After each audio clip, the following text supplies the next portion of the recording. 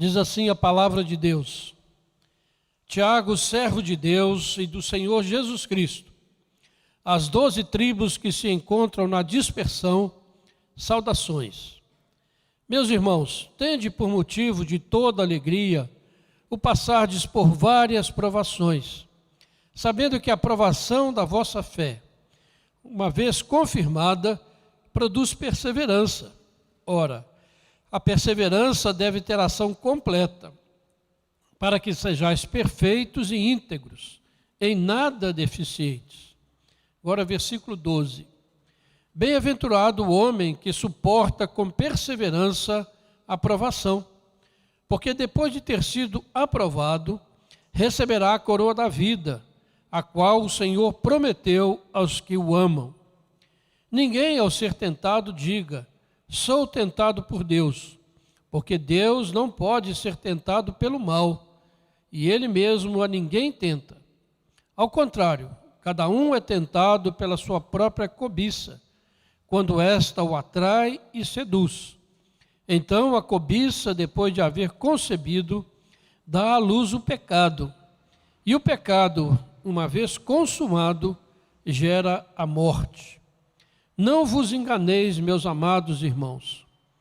Toda boa dádiva e todo bom perfeito são lá do alto, descendo do Pai das luzes, em quem não pode existir variação ou sombra de mudança. Pois, segundo o seu querer, Ele nos gerou pela palavra da verdade, para que fôssemos como que primícias das suas criaturas. Amém. O Senhor Jesus disse que no mundo nós teríamos aflições, mas que deveríamos ter bom ânimo, porque Ele venceu o mundo. E nós temos passado, nos últimos tempos, e na verdade, durante toda a história da igreja, nós temos vivido dias de grande provação, sem dúvida nenhuma. Tanto como pessoas, como família, como igreja, como nação, todos temos sido atacados, todos temos sofrido as consequências de tudo isso que está aí, pandemia, crise social, crise financeira, e tem deixado todo mundo em preocupação, em polvorosa.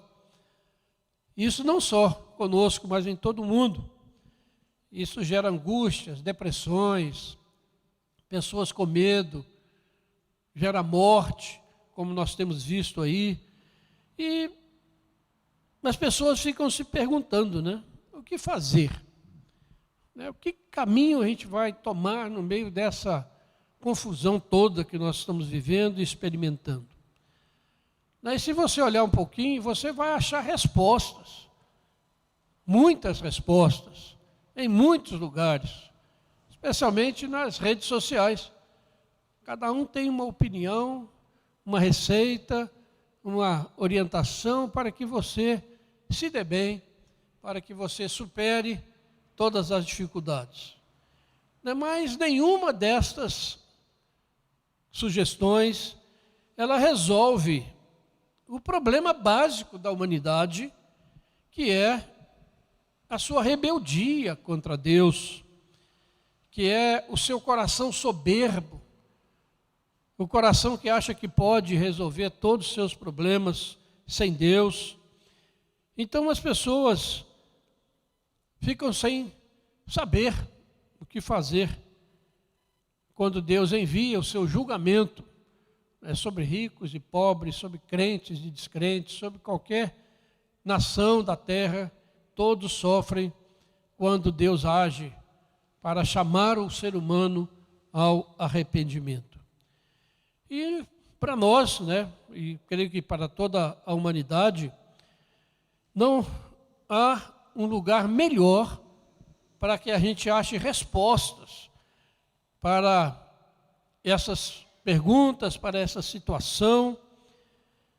Não há melhor lugar do que as antigas escrituras hebraico-cristãs, que pela sua sabedoria, e pelo tempo que já está aí na mão da humanidade, que é a Bíblia Sagrada, a Palavra de Deus, sem dúvida, ela traz respostas que nós devemos prestar atenção.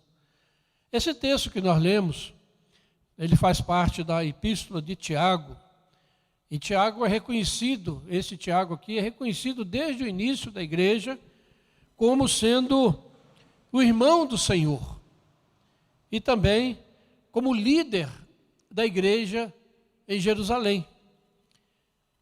E essa carta, nós vemos ele dizendo aqui, é dirigida às 12 tribos que se encontram na dispersão.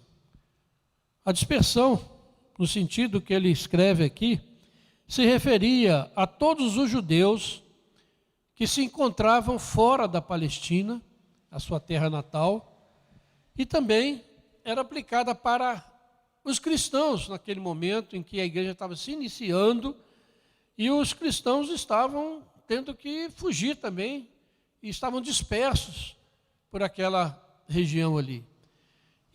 Mas essa palavra dispersão, ela também pode ser aplicada à igreja de todas as eras, inclusive a nós aqui hoje.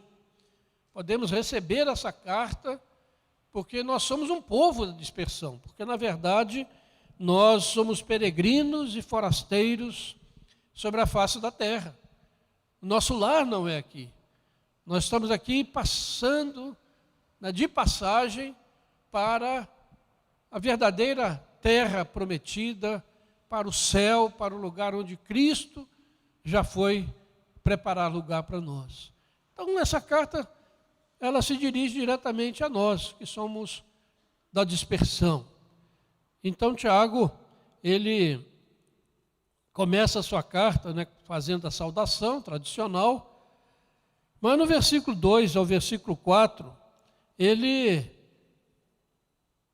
diz algumas coisas que soam muito estranhas aos nossos ouvidos, principalmente da igreja contemporânea, uma igreja que está bem acostumada com uma vida tranquila, uma igreja que está acostumada a receber muitas bênçãos de Deus. Então essa palavra, quando ele diz, meus irmãos, tende por motivo de toda alegria o passardes por várias provações, isso choca a nossa natureza humana caída, porque nós nunca queremos provação, essa é a verdade. E nós sempre reclamamos quando alguma provação chega à nossa vida. Muitos murmuram e até mesmo reclamam de Deus por causa das provações pelas quais ele passa. Mas as palavras de Tiago, elas não deixam dúvida. Elas são muito enfáticas. Ele diz, meus irmãos, tende por motivo de toda alegria o passardes por várias provações. Difícil a gente ouvir isso como palavra de Deus, mas é palavra de Deus na verdade. Então esses versículos, o versículo 2 e o versículo 3, vem mostrar que as provações que Deus nos permite passar, ou que Ele manda para a nossa vida, tem como finalidade trazer alegria ao nosso coração. Interessante, trazer alegria ao coração do cristão, e não o contrário, como normalmente acontece. Que no meio da provação nós nos deixamos abater, que no meio da provação nós nos recolhemos em murmuração, em tristeza, mas Tiago está dizendo que é diferente.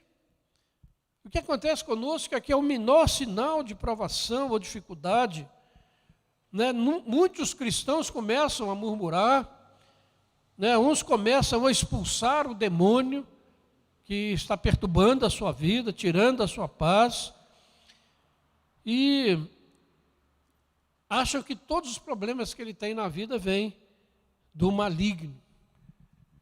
Essa é a mentalidade que domina a sociedade e, muito, infelizmente, também domina uma parte da igreja do Senhor. Mas quando a gente vê uma passagem, uma palavra como essa, a gente fica realmente parar para pensar, né? Porque Tiago mostra aqui algo totalmente diferente daquilo que nós estamos acostumados. Porque o ideal de felicidade no mundo que nós vivemos, e até mesmo de muitos cristãos, esse ideal de felicidade é aquela situação de conforto, de segurança, de tranquilidade, de prazer. Quem não sonha com isso, né? A falta de qualquer tipo de sofrimento ou de preocupação. Esse é o ideal que o mundo busca como felicidade. Mas esse mundo nós precisamos entender que ele jaz no maligno.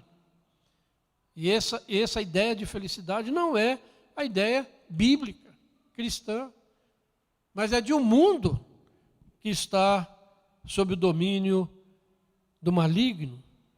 Porque esse ideal de felicidade jamais será encontrado no nosso mundo, na terra.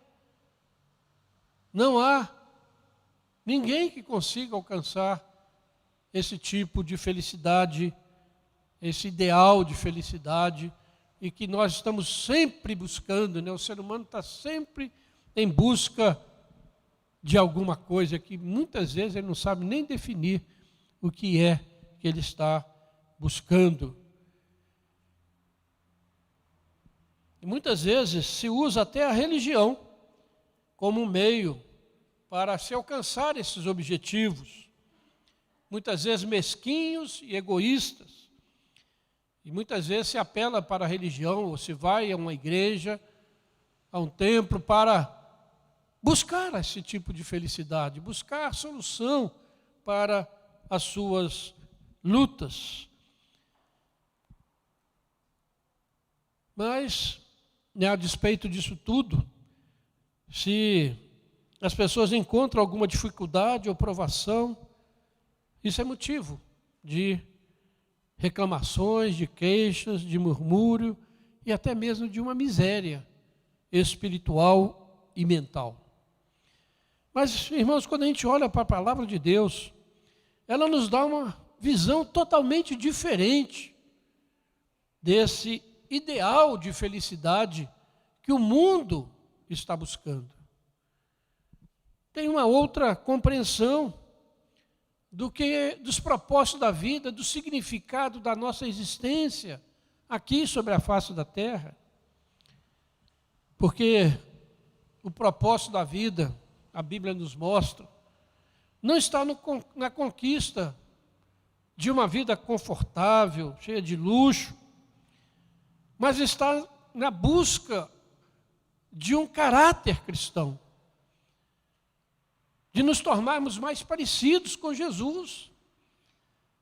Este é o objetivo da palavra de Deus e da vida, e às vezes das provações que Deus manda sobre nós, é que nós nos tornemos mais semelhantes ao seu Filho. Essa é a caminhada e o propósito da palavra de Deus. Então, desse modo, as provações são para o cristão um teste do vigor da sua fé, de que ele realmente acredita nos propósitos de Deus para a sua vida, desse Deus soberano que ama, e que o ama de maneira profunda. E por isso o cristão vai enfrentar as suas lutas e dificuldades com coragem, com determinação. E isso produz nele uma firmeza de caráter. É isso que o apóstolo Paulo diz lá em Romanos, capítulo 5, do verso 3 ao verso 5, que praticamente repete essas palavras de Tiago, e também Pedro, na sua carta, afirma a mesma coisa, a perseverança do cristão na busca da sua realização pessoal, da sua felicidade, do seu propósito de vida. Porque a filosofia, irmãos, da filosofia bíblica de felicidade é completamente contrária a filosofia do mundo, hedonista, egoísta, voltada para apenas para as realizações pessoais da pessoa. Nunca entra nessa busca de felicidade, buscar a felicidade de um grupo, de irmãos, de outras pessoas, mas apenas a felicidade pessoal. Aí eu cheguei lá, eu alcancei, eu quero isso, eu quero aquilo, muito diferente da felicidade bíblica. E a felicidade bíblica ela é muito mais profunda, muito mais permanente do que esses prazeres superficiais e passageiros, momentâneos, que o mundo oferece como felicidade. Quando a aprovação chega, esses que buscam a felicidade humanista desabam. Nesse momento a gente vê quantas pessoas que estão derrotadas, oprimidas, que não conseguem romper porque estavam buscando, estavam com o ideal de que alguma coisa extraordinária iria acontecer, que o país iria prosperar, iria ter empregos bons, iria realizar os seus sonhos, os seus propósitos, e de repente vem alguma coisa e joga tudo aquilo para o chão. E a pessoa perde seu chão, perde seu rumo, mas o ideal de felicidade da Bíblia é diferente, porque Jesus descreveu a verdadeira felicidade lá nas bem-aventuranças. Lá em Mateus capítulo 5, do verso 1 ao verso 11, se você ler ali, você vai ver o que é ser feliz. Como podemos ser felizes nesse mundo? Está lá nas bem-aventuranças. A gente acha que aquilo é para outros, mas aquilo é para nós, é para o povo de Deus. É daquela maneira que nós vamos encontrar propósito e sentido para a nossa existência nesse mundo.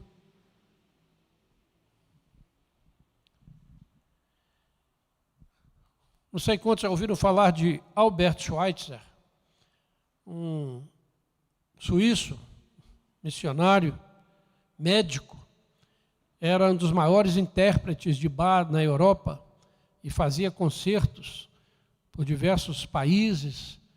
E este homem, então, chamado por Deus, ele deixa aquilo tudo e vai, no início do século XX, para a África, e lá ele inicia um hospital para atender os nativos, e ali ele passa a sua vida. E quando ele precisava de uma grana lá para sustentar o seu hospital, ele ia para a Europa e fazia os seus concertos de piano. E como isso é muito valorizado lá, ele recebia uma boa grana e voltava lá para o seu hospital. Muita gente não entendia como é que aquele homem tão culto, tão capaz, vai se enfiar lá na África, no hospital, com tantas dificuldades. Mas ele disse algo muito interessante. Ele diz: a existência poderá ser mais dura em todos os aspectos do que seria para aquele que vive somente para si mesmo. Mas, ao mesmo tempo, ela será mais rica, mais bela e mais feliz. Ela será não um mero viver, mas uma real experiência de vida. Alguém que experimentou a verdadeira felicidade, o verdadeiro sentido da existência. Alguém que teve o seu caráter moldado, segundo o caráter de Cristo, de amar o seu próximo, de deixar de buscar uma felicidade egoísta que ele poderia ter conquistado lá na Europa, com seus concertos, mas ele deixa tudo para seguir ao Senhor Jesus. Por isso, irmãos, nenhuma circunstância dessa vida será capaz de diminuir esse tipo de felicidade. Essa felicidade baseada na palavra de Deus. Domingo passado, à noite, nós ouvimos aqui um sermão sobre Paulo e Silas, naquela prisão lá de Filipos. E ali nós aprendemos, né, que nem aquelas barras daquela prisão, nem os açoites que eles levaram, puderam impedir que eles louvassem a Deus. Por quê? Por que eles faziam isso? Porque no serviço de Cristo, naquilo que eles estavam fazendo, eles encontraram a fonte da felicidade. De modo que os seus sofrimentos, naquele momento, apenas atestavam a firmeza da sua fé, da sua devoção, da sua alegria que eles tinham no interior. Esse é o ideal que nós precisamos buscar como cristãos.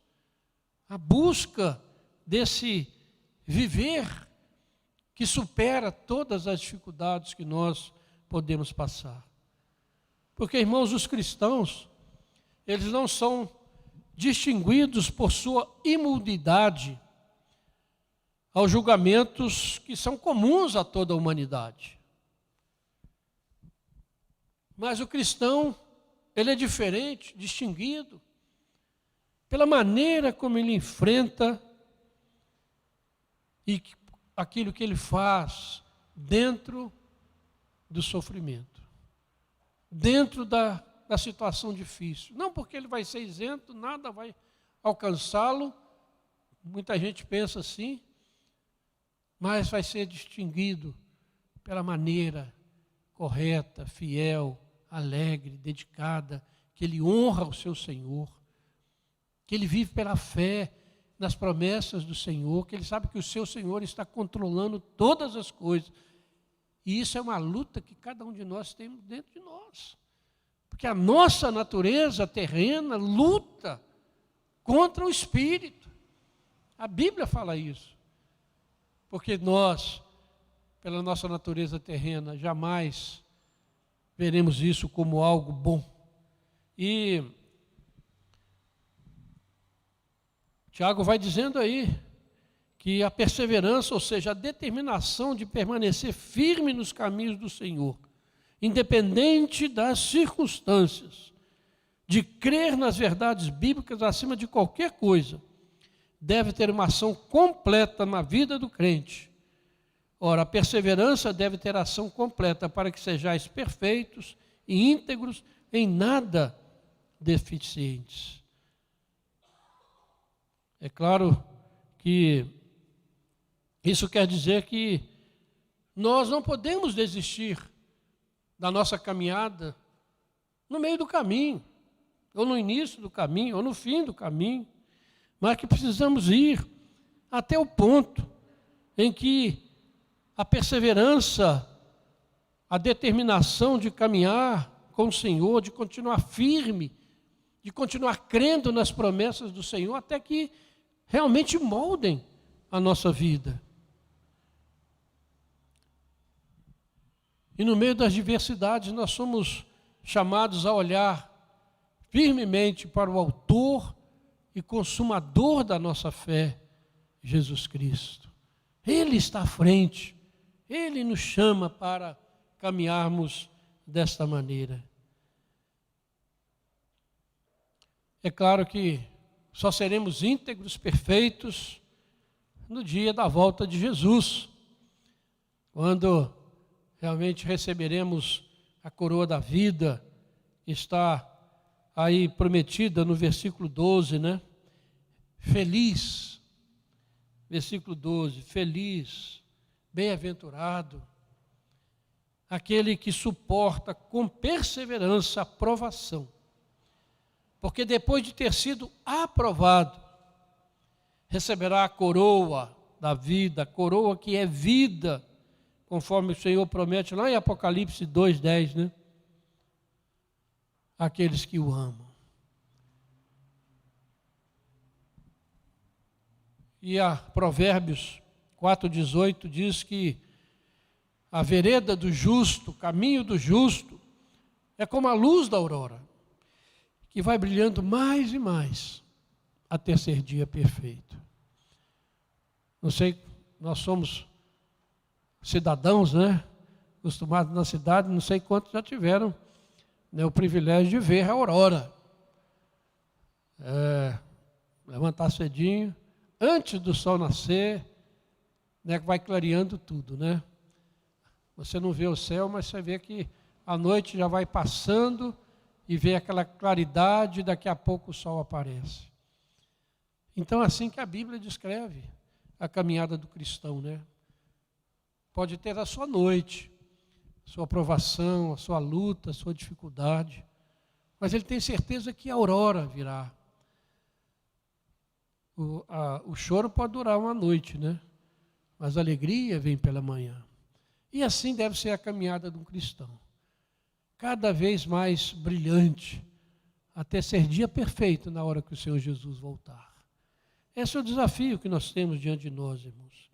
Que a vida de cada um de nós, a vida do povo de Deus, seja dessa maneira, nestes dias de grandes lutas, de grandes sofrimentos, de grandes angústias, pela qual passa o nosso mundo. Que a presença do Espírito Santo nos nossos corações se torne cada dia mais evidente pela maneira como vivemos a nossa fé, pela maneira como nós permanecemos firmes, mesmo que o mundo diga que não há esperança, ou diga que esperar em Deus é perda de tempo, que nós estamos crendo em alguma coisa que não tem muito sentido e não tem muito propósito. Mas continuemos orando, olhando para o Senhor. Jesus disse: tende bom ânimo, eu venci o mundo. Esse mundo já está vencido pelo Senhor. A morte já foi vencida pelo Senhor. A vida prevalece contra a morte. A ressurreição é uma realidade que nós esperamos, aguardamos na volta do Senhor Jesus. Possamos perseverar, irmãos, no meio das lutas, que cada provação possamos vencê-la pela fé em Jesus Cristo, pela perseverança na caminhada cristã, porque essa é a verdadeira alegria, essa é a verdadeira felicidade, não a ausência dos problemas, mas de fato vencê-los, superá-los com a fé e a esperança em Jesus Cristo. Que a alegria do Senhor seja a sua força nestes dias de provação pelos quais passamos. Que Deus os abençoe. Amém. Vamos orar? Senhor Deus, nosso Pai, obrigado pela Tua palavra, Senhor, porque ela nos exorta, ela nos reanima, ela nos dirige, ela nos orienta e ela nos fortalece, ó Pai. Muito obrigado, Senhor, por essa palavra nessa noite, palavra vinda diretamente da Bíblia, da Tua palavra, que é viva, que é verdadeira. Ó Deus, e nós que estamos aqui, aqueles que estão em suas casas, ó Pai, possam experimentar e possam vivenciar esta realidade de que feliz é aquele que suporta com perseverança a sua provação. E que nós possamos ter motivo de toda alegria ao passarmos pelas provações pelas quais o Senhor permite, ó Pai. Porque sabemos que em Jesus nós somos mais do que vencedores, ó Pai. Ó Deus, sustenta a Tua igreja nestes dias, sustenta as nossas vidas, ó Pai.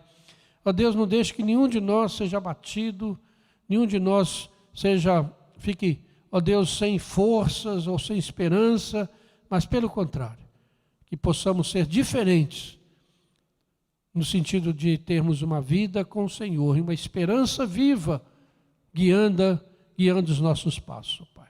Abençoe o Teu povo, Pai, abençoe a Tua igreja, para vencermos todas as lutas e estarmos em pé, diante do Senhor, na Tua volta gloriosa, Pai.